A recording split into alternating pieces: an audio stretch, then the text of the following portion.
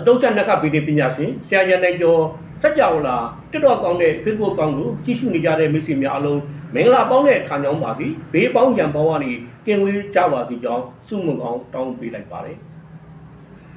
ဒီကနေ့ဗီဒီယိုဖိုင်မှာကတော့2026ခုနှစ်ဩဂုတ်လ15ရက်နေ့ကနေ21ရက်နေ့အထိတနင်္ဂနွေသားသမီးတွေအတွက်တပတ်စာဟောကိန်းချို့ကိုအခြေတိုင်းနက်ကဗီဒီစနစ်နဲ့တင်ပြဟောပြောပေးသွားမှာဖြစ်ပါတယ်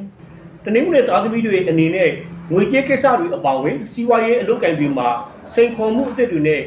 ရင်ဆိုင်ရနိုင်ပါတယ်ဒါပေမဲ့စ조사မှုရဲ့အတိအကျကိုတော့ခံစားရမယ့်ကာလလေးဖြစ်ပါတယ်အခုရက်ပိုင်းမှာငွေတွေဝင်နေတာဖြစ်တဲ့အတွက်ဝင်တဲ့ငွေတွေအားလုံးကိုလည်းအလျော်မရှိအောင်ထိန်းသိမ်းဖို့လိုအပ်မှာဖြစ်ပါတယ်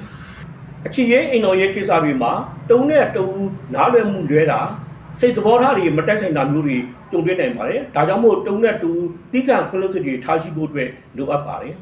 ကျမကြီးနဲ့ပတ်သက်လို့ကတော့ခေါင်းကူးခေါင်းကိုက်တာအာယုံကြောအားနေတာမျိုးတွေကြုံတွေ့နိုင်ပါတယ်အထူးရတဲ့ကတော့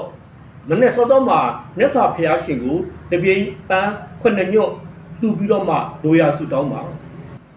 မိတ်ဆွေတို့အနေနဲ့အခုတက်ပို့ပြီးတော့မှကောင်းမွန်တဲ့ကံစားတာအကျိုးပေးတွေရရှိနိုင်ပါစေမိမိတို့ရဲ့စီးပွားရေးလူမှုရေးကျန်းမာရေးအခြေရေးအိမ်တော်ရေးယာတုကိစ္စအပါအဝင်အပြောင်းရွှေ့ကိစ္စတွေအားလုံးကိုအသေးစိတ်သိကြည့်နေဆိုလို့ရှိရင်တော့ကျွန်တော်ရဲ့ဖုန်းနံပါတ်399425552644ကိုဆက်သွယ်ပြီးတော့မှမေးမြန်းစုံစမ်းနိုင်ပါတယ်